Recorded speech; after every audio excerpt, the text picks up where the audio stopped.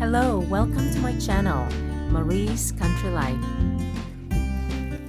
Today I'm going to show you what I did to our extra peppers. These peppers were from my garden. I harvested them just a day before the first frost of this year. What I did was that I washed all of the peppers, freshly picked peppers, and I removed the core, all the seeds. I did not include any peppers that have bruises or bad spots. If they have bruises and bad spots, I remove them or cut them off. But yeah, if you want to do some dehydrating or food preservation, make sure that they are in perfect condition. And what I did was that I cut them into strips or slices, julienne. Well, you can actually do whatever slices you want. You can cut them into cubes, bigger or smaller ones. But what I did was that I just cut them into strips because that's what I wanted. The thinner or the smaller the slices, the better, because it will only require a smaller or shorter period of time for dehydrating. And that's what I did.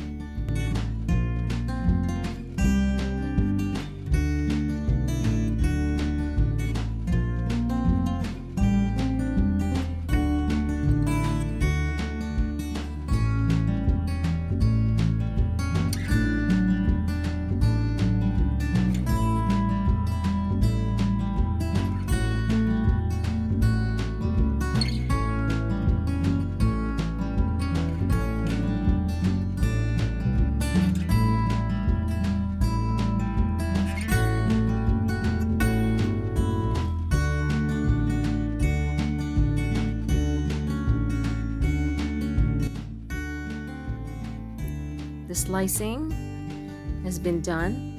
It's the cleaning and the slicing, just in general, the preparation is what takes longer.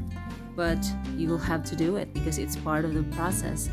And after slicing the peppers, spread them out on the trays or on the rack evenly. Make sure that they're not touching with each other so that the heat will be circulated evenly and they will be dehydrated evenly as well. And this part also takes time, but it's just again part of the process.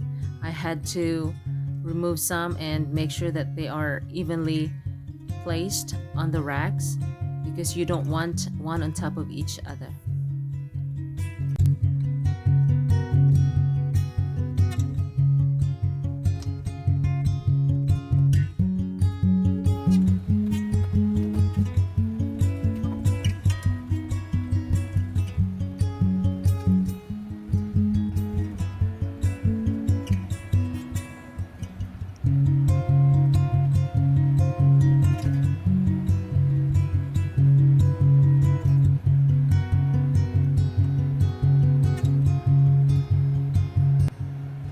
After placing the sliced peppers on the rack, I end up using 6 racks out of 10. The STX Dehydrator, the one we have, it has 10 racks and I end up using 6 out of 10. After placing them on the racks, they look pretty neat. They look nice. But oh boy, they shrank quite a bit, like a fourth of its original size. And after that, I put all the racks with the sliced peppers into the dehydrator. And because I only used 6 racks, I put the racks in alternately so it helps with the heat circulation. You'll have to be careful when you put the racks with the vegetables on top of it because the spacing in between the racks is a little tight. It's not too wide. It's about 1.5 inches or something like that. But that's why it's better for you to slice your vegetables thinly so it's not bulky and it's not going to touch the other rack. You want the air circulation to properly dehydrate your vegetable. At first, I set the timer for 12 hours because I wasn't sure how long it would take for the peppers to dehydrate, and I set it to 131 degrees Fahrenheit for 12 hours. For an average, for a vegetable, It's usually about 24 hours for total time dehydrating. But I wasn't sure how long it would take, so I was doing my testing. I set it for 12 hours at the beginning because I wanted to see how it looks like or what it looks like after 12 hours of dehydrating. And that's what I did.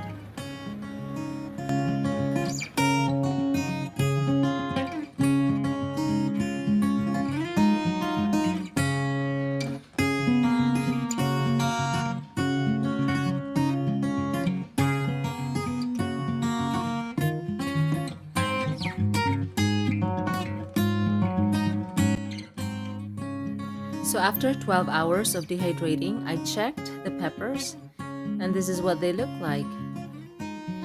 The texture is a little chewy. It was not quite done, so as you can see, it's still soft. You can easily bend the peppers. That's why it's very important that you slice them uniformly or thinner because it does take time to dehydrate. So after I set the timer for 12 hours, I added another 8 hours for dehydrating. And again, I was experimenting. I just wanted to see how they would look like after a certain period of time.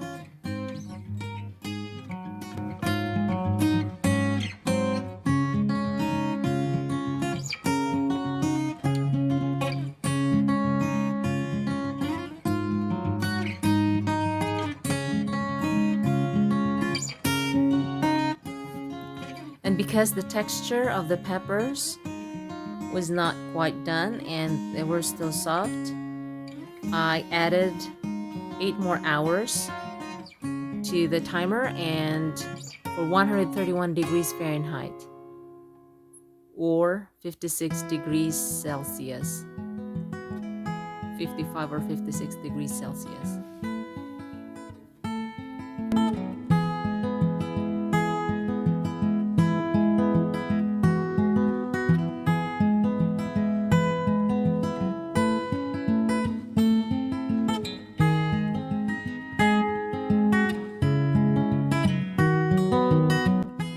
So after I added 8 more hours to the dehydration process, I checked the peppers and most of them were done at this point. So after 20 hours, the first time I set it for 12 hours and then I added 8 hours for a total of 20 hours. Most of the pepper slices were done. They were firm and more crunchy and harder, but still there were a few that were soft. The thicker slices, I had to redo them.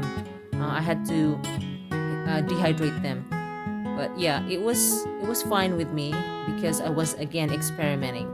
But most of the peppers, after 20 hours of dehydrating, they were done.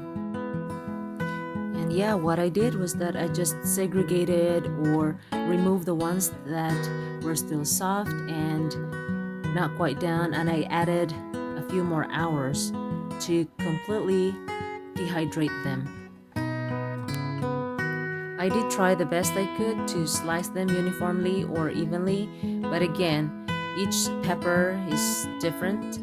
Some were thicker, some were thinner, and I did notice that I did not slice them evenly or the same thickness, so it's just part of the process. You just have to sort things out and just redo if you had to.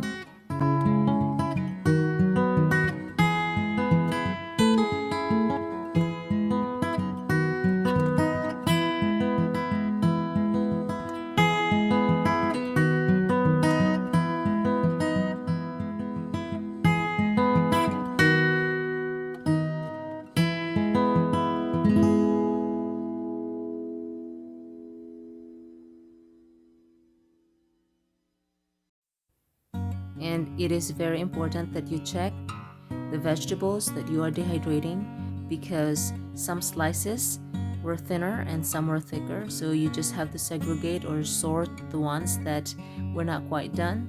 If you feel that some were not crunchy or hard, it means that they're not done, so you just have to add more time for dehydrating.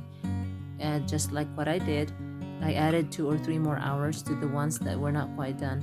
I felt them and Obviously, there were peppers that were thicker, and just especially the bell peppers, they are more thick. So that's what I did. It's just part of the process.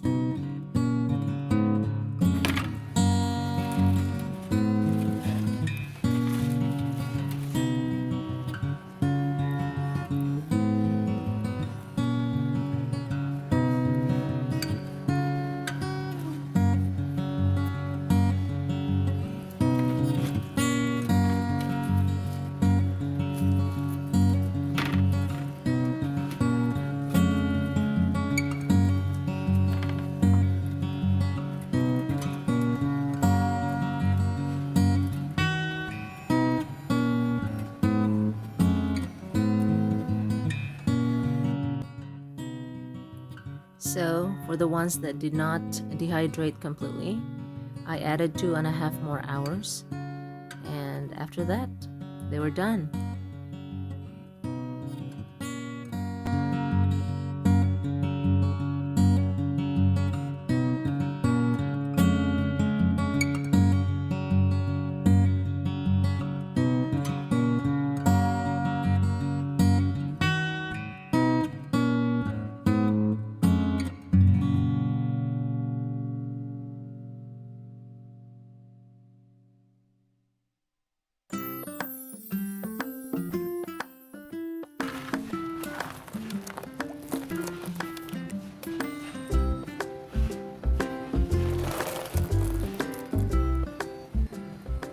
When the dehydration process is done, as in done, finished, you can in fact hear the crunchy sound.